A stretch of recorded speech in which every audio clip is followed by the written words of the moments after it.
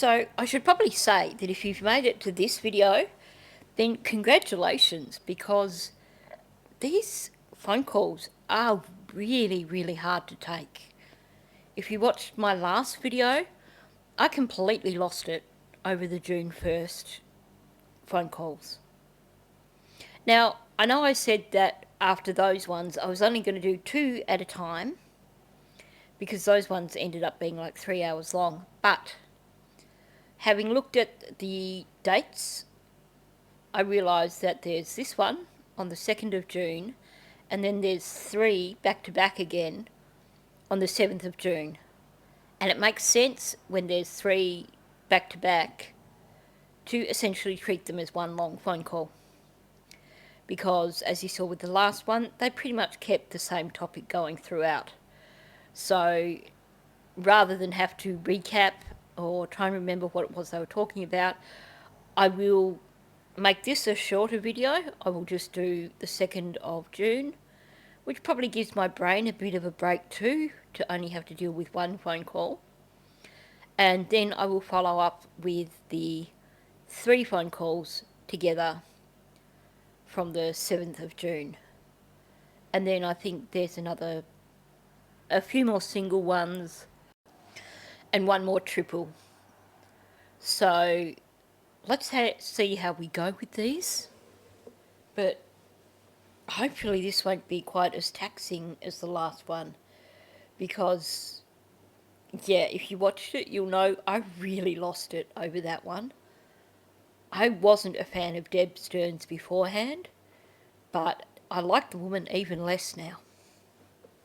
So, on that note, let's jump in and have a look at this phone call from June the 2nd.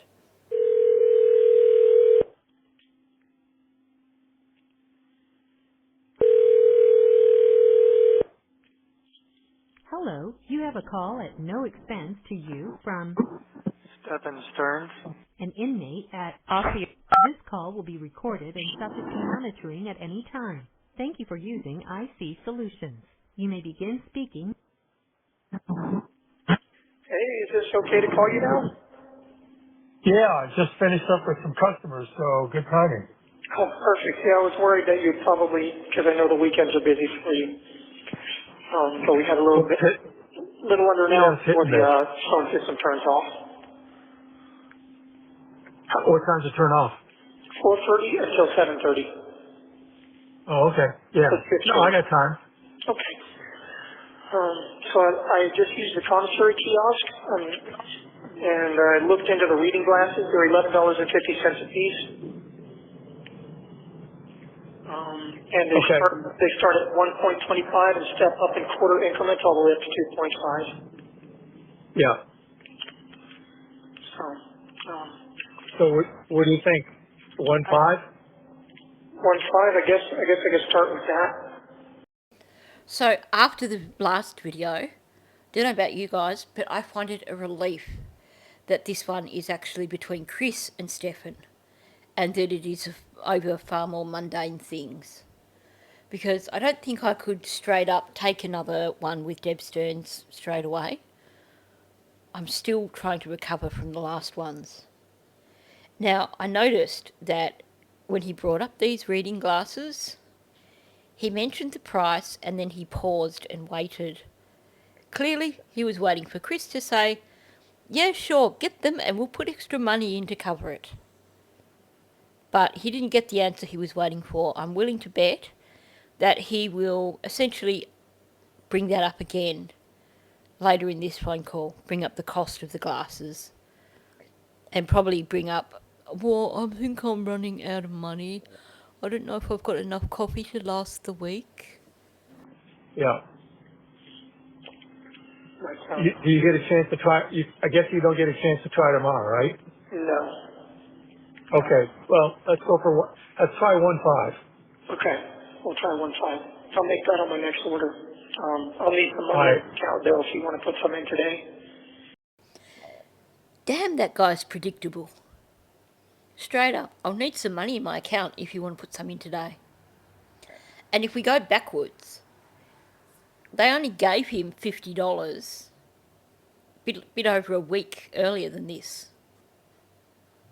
And I know he said it was at $10 in arrears, but $40. I mean, I would imagine that this commissary is not something that they get every single day. It's probably a once a week or twice a week thing. And it's not like they need to buy much things. They're given 3 meals a day. So, I mean, and he claims that all he needed was a notebook, coffee and lollies. But now he needs more money for his glasses. Yeah, I'll give myself a reminder and make sure I do that. Yeah, because I did make an order, but there's no money in the account, so the money won't pull out until tomorrow morning. So as long as you put some in tonight, it'll be fine. All right, let me make myself an alarm. Okay, I got myself some more coffees, a couple more sleeves of saltines, and some more root beer barrels. And I got myself a little treat. I got myself a little box of fruit punch beverage mix. Now, honestly, if I was Chris and I had just put $50 into his account a week before, and he's turning around now and saying he needs money for these glasses, and he turns around and says, and I got myself a little treat, I would be turning around and saying, well, you knew you needed to buy glasses. Why didn't you save your money for that? Like, this guy is so entitled. He seems to think that his parents are just going to pour the money in for him and he can buy whatever he wants. I mean, unreal. And they need to stop enabling him. If it's true that they are no longer giving him money and they're no longer making contact with him, well, good for them. But at this point in time, for him to ask for money and then turn around and admit that he'd gone and had a bit of a splurge with the money that he got last week. Unreal. Okay. And on my next order, I will get some reading glasses and see how that goes for me.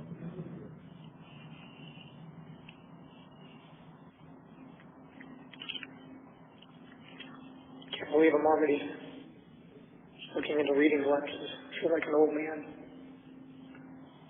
Oh, you're getting old. Hey, question. Yes. When you left town to go to Kissimmee, what time did you leave?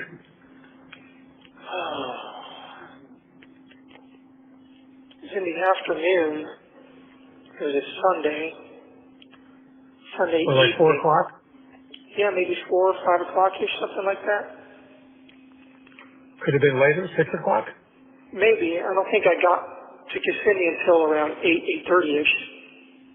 Yeah. Oh, okay. Does that sound about right? I was curious as to, I don't know if I said goodbye to you when you left.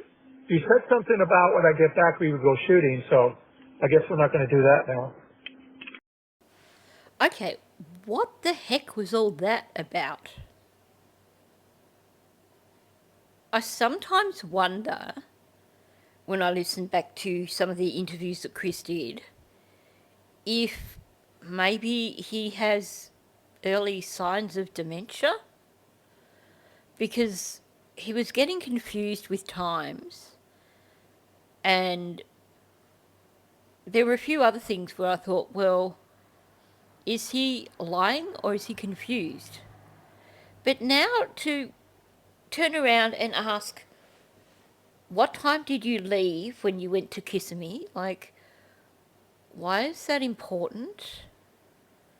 Is there more to the story here? But then to turn around and say, because when you left you spoke about us going shooting together, but I guess that's not going to happen now. Either the guy is showing signs of dementia, or there's some sort of secret message in that, something that has meaning to them that just sounds odd to the rest of us. How curious.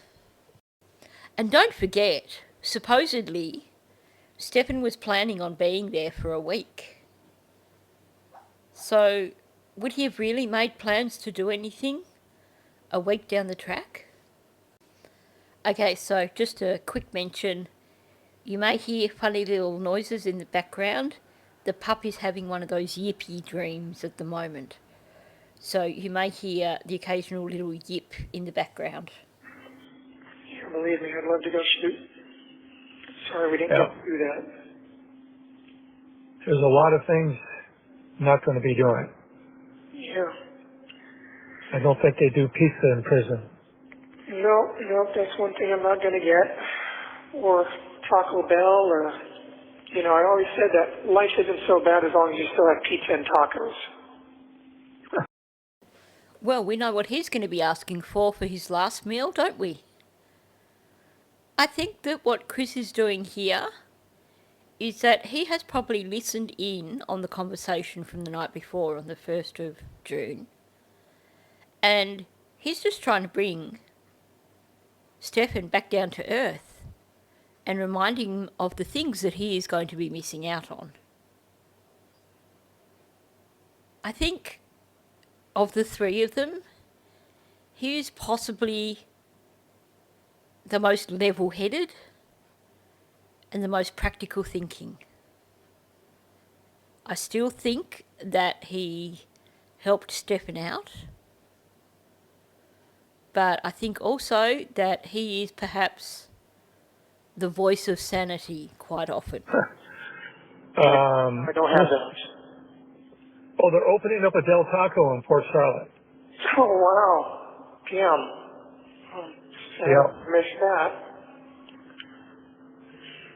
Yeah, I think they're opening it up down the street from Arby's. It's a bummer. Yeah, I saw that and thought of you right away. Yeah, well, it's great that you should, because that definitely would have been exciting news for me. Yep. I just feel so sad sometimes.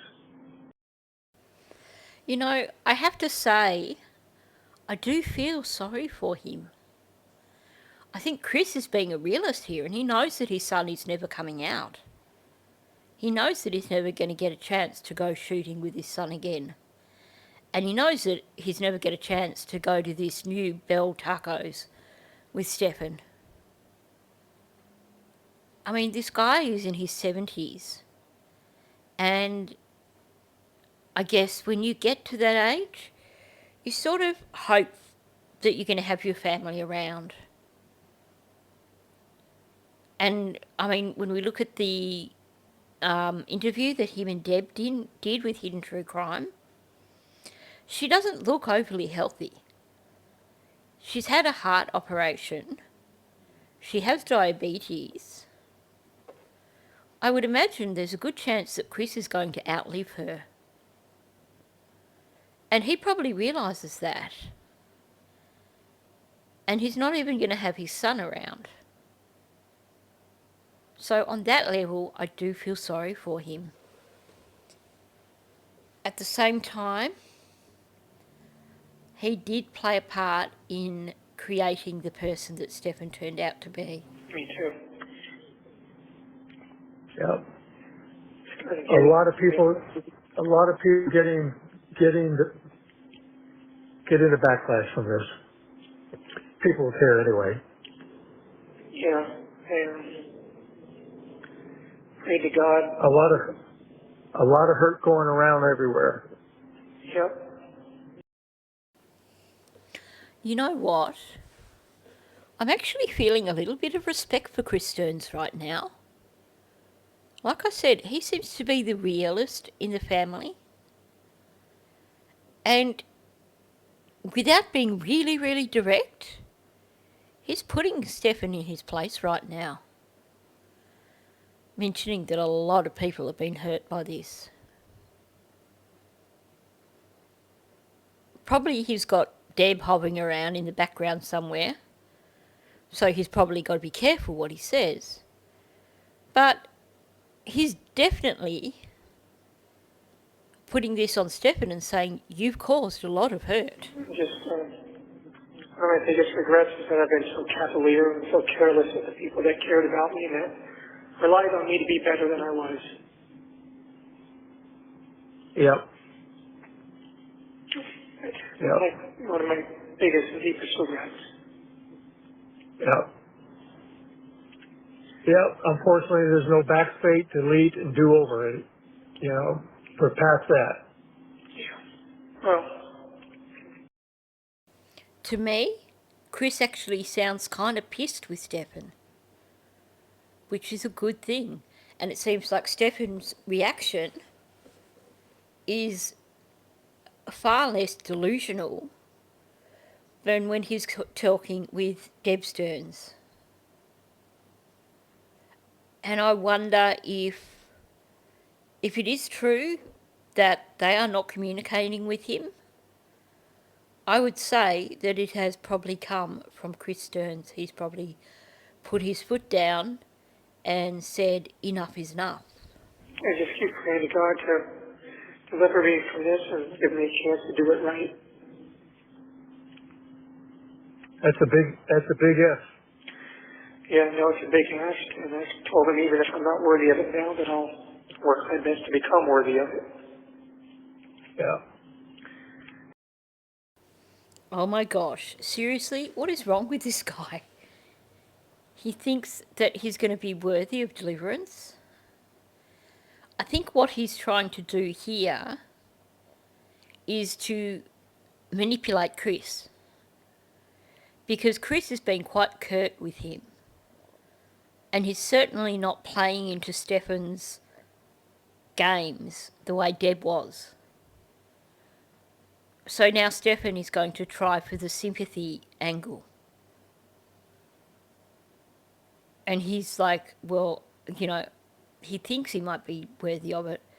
But if he's not worthy of it, he's damn sure going to try. You know what you can do to try? Plead guilty. Admit what you did.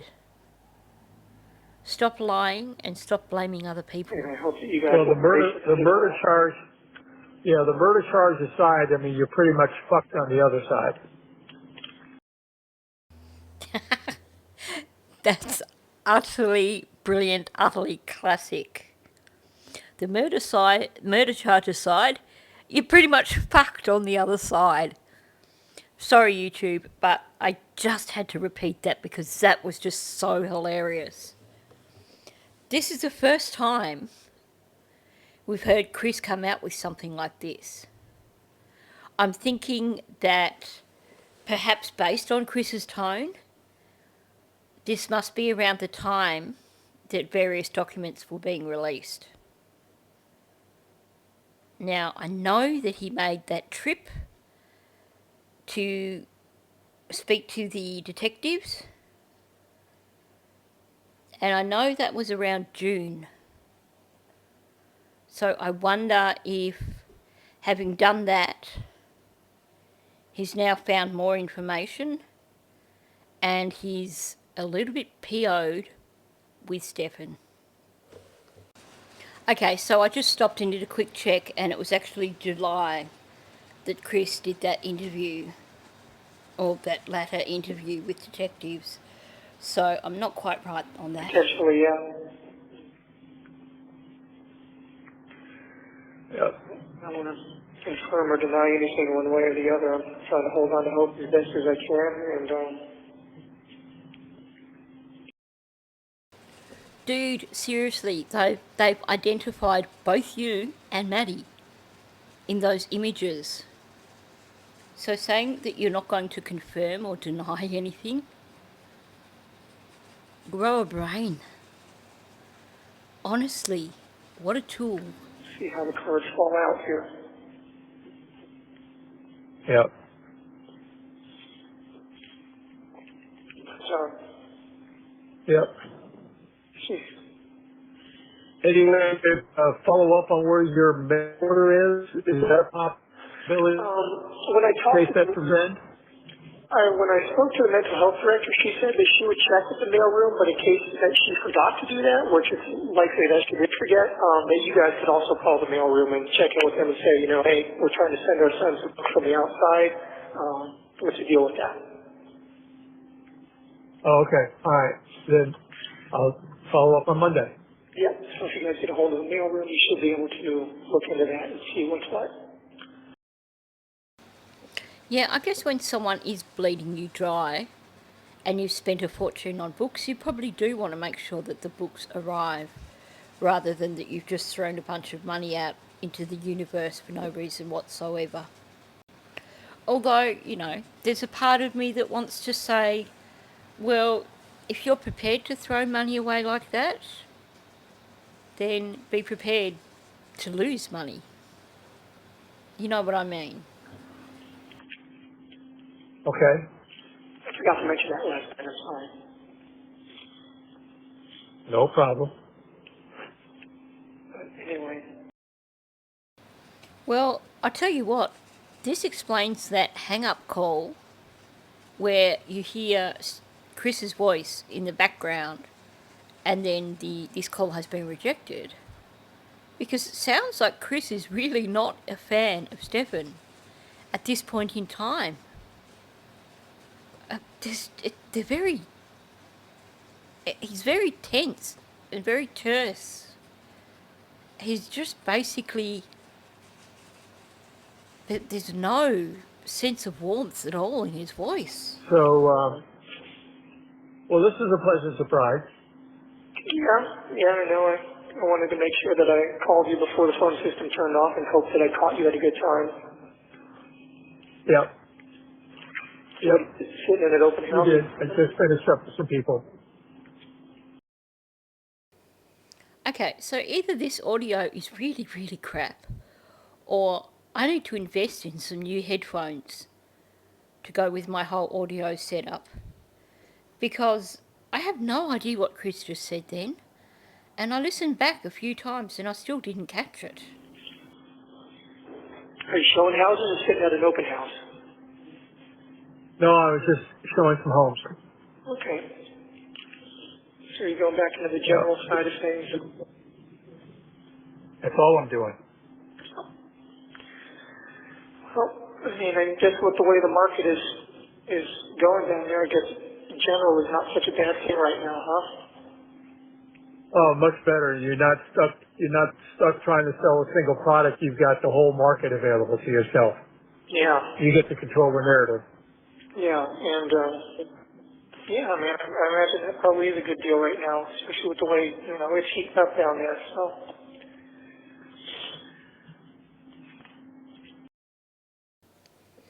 I wonder if this is an example of what their relationship has always been like, where times when Chris just puts up a wall and Stephan has to basically work his arse off to get back in on his good side. Because that's what he's doing here, talking about the real estate now.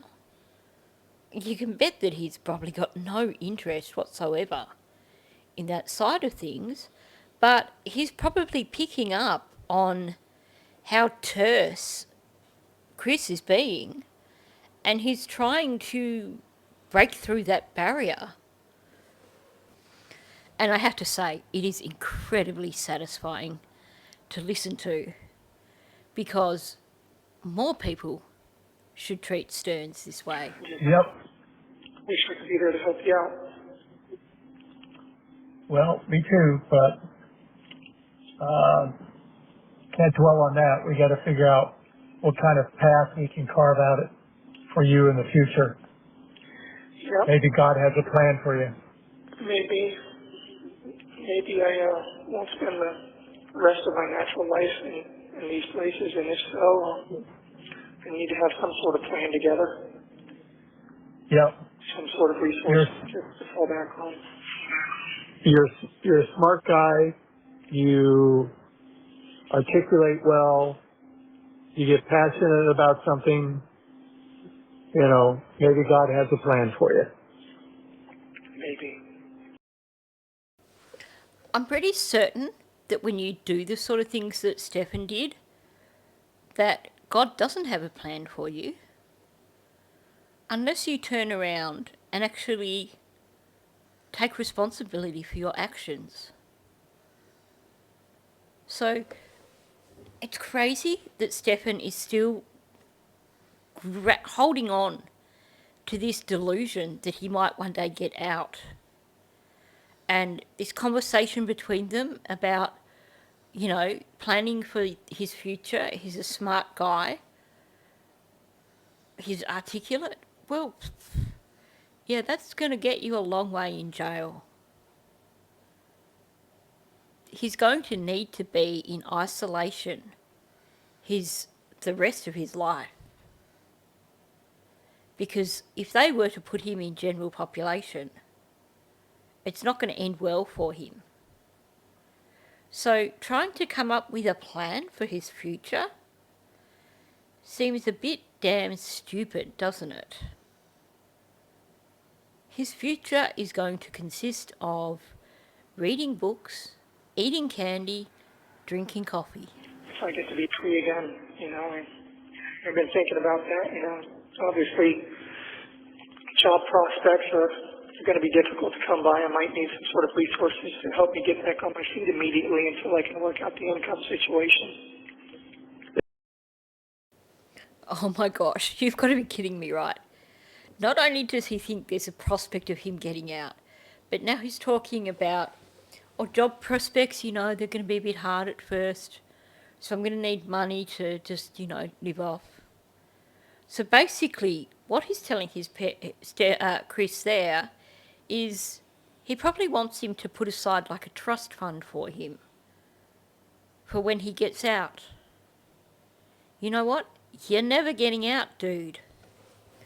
These parents should do the right thing by him and actually, instead of continuing to enable him, continuing to basically pander to what he's saying, turn around and tell him some cold, hard truths.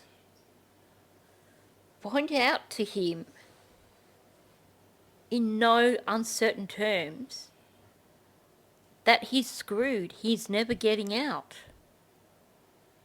Instead of all this vague stuff about the possibility of him getting out. Because there's no chance whatsoever. Yeah. Don't know what that would be, but because Maybe. we may be gone by the time you get out. I don't know if there's any way we might be able to set up some sort of trust fund or something. Bingo. Can I pick it or what? You might be able to set up some kind of trust fund or something. Chris isn't helping this situation by saying, well, we might be gone by the time you get out. Why not just be upfront with him and say, there's no need for you to worry about any of this stuff because you are never ever getting out. Why give the guy false hope? You're kidding yourself if you think that he's going to get off these charges. I don't know. I don't know how that would work out, but maybe some sort of plan could be gotten together, but that's all conjecture until we know what's going to be what here. Yep. So. Well, once we figure out what's what, then we can figure out what to do in the future. Yeah. And, yeah. Well, all I can say to that is, Chris Stearns, if you are foolhardy enough to consider putting funds aside for Stephan for after you are gone, then that's your problem. Enjoy when you do finally retire those tinned meals that you'll be living off if you put all your money into Stephan Stearns. Honestly, the guy has mooched off them for 38 years. If I was them, I'd be just relieved and saying, okay, you got yourself in there. We're ready to retire. We want to retire comfortably and still have 3 meals a day. You're going to get your 3 meals a day. You're going to get a roof over your head and air conditioning in summer. It's our time to spend our money on us. As much as I dislike them, given that they're in their 70s, I think that it is really selfish of Stephan to be making these sort of demands on them. And really stupid of them to be allowing it to happen. Did you manage to find my watch? No, not yet. Okay, you probably haven't looked for it yet. Well, if it's in the storage stuff, I'm not tearing that stuff apart because you can imagine I had to cram. The boxes that were in my room. Well, we've been through the boxes and it wasn't in your room. But you didn't look inside the mouse droid popcorn receptacle? We went through everything. So and I can tell you it wasn't there. So it wasn't in the mouse droid popcorn bucket? Nope. Damn, where is that watch? Oh my gosh, what's so damn important about that watch? Unless it's an Apple Watch or something, and it's got even more data hidden on it or something. But we've not heard any mention of anything like that. All I can think of is that it's the watch that they were talking about that he spent a bunch of money on when he got his inheritance. But why is it so important to him? Like, oh my gosh. But I'm wondering if they are lying to him, because, like I said, I think I said this the other day, one of the documents actually said that Chris Stearns found that hard drive in the storage unit in a box with an old watch. So have they maybe found the watch and sold it to recoup some of their own losses and chose not to tell Stephan because they figured he would have a fit over them selling it? Or is it a different watch again? I just don't understand what his fixation is. It's got to be in there somewhere. I mean, it wouldn't be anywhere else. I would have brought it with me. Well, I can tell you that we went through everything, fine-tooth comb, and not there. Yeah. What do you think that watch is worth? At least in the condition that it's in right now, I mean, it needs servicing. It's probably overdue for service by $1,200, a couple thousand maybe more. Yeah. If you find these certificates with everything that are in the stores, my Omega box is in there somewhere. That will help. I think you're on target with the first number, because Omegas don't get the value that Rolexes do. Oh snap. Once again, the Rolex comes up. Now, I just remembered, and I wonder if this is just Stephan trying to get money out of his parents again. Because remember, I think it was one of his friends mentioned something, or an ex-girlfriend or something, mentioned something about Stephan breaking a watch and getting really PO'd about that. And that's probably the watch that Stephan is talking about. So his fixation here is probably about scamming more money out of his parents. Either that, or it's intended to deflect from this whole Rolex thing, sort of to give the impression of, well, why would I steal a Rolex and sell it when I've got this own super valuable watch of my own that I could have sold. I don't know, but it's just so weird. Well, probably. So, Rolexes do retain your value a lot better. yeah.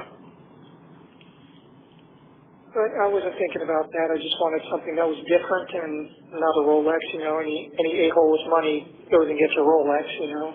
Doesn't require any taste or any knowledge. I like the fact that Grandpa had an Omega as well.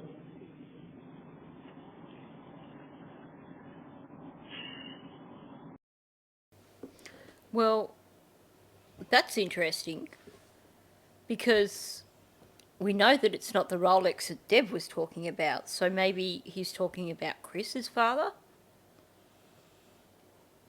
It's interesting that he's basically saying that he chose an Omega because his grandfather had one. Maybe he's angling at that. Maybe Chris has got the grandfather's Omega and maybe that one is worth money if it's an older watch. And maybe Stephan is angling to make sure that he gets that for himself, thinking that he's going to get out of prison and he wants them to leave that to him in their will or to give it to him or something like that. So maybe that's what all this is about. Who knows? It's just so hard to figure out why this damn watch is so important. I don't know. It seemed appropriate using his inheritance to buy the same kind of watch that he would have had. You can't do what? I said it seemed appropriate to use his inheritance to buy the same kind of watch that he would have had. Made me feel a little more connected to him, I guess. I don't even remember what his watch looked like. I know he wasn't wearing it towards the end. He was wearing some Timex, I think. Yeah.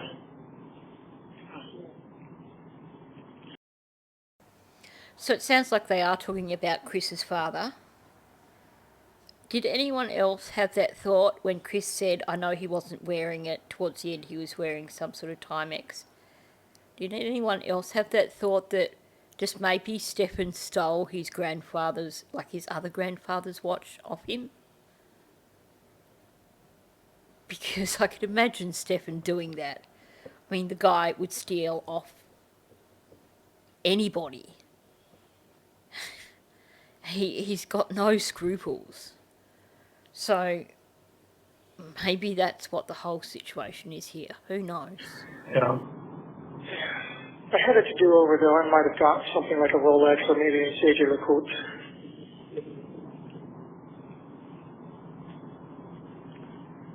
Submariners are always nice and fun. There's a lot of Rolexes out there, that's for sure. Yep, there are. You don't see many JLCs, though. That's a little more of a offbeat brand. But, well, maybe I would have even gotten the ball. That would have been cheaper than the Omega. A lot more robust. Oh, well. Lots of things I would probably do differently. But I just wish I'd been more careful with the people that I loved. I wish I'd been more careful with the people that I loved. He's just speaking about watches that are more durable, as in watches that are harder to break. And from that, he segues into, I wish I'd been more careful with the people that I loved. Is this another admission of guilt here? That he should have been more careful around Maddie? And that it's his actions that resulted in Maddie's death? Because it sure as hell sounds like that to me. When you talk about being careful around someone, you're talking about not wanting to hurt them. not wanting to injure them.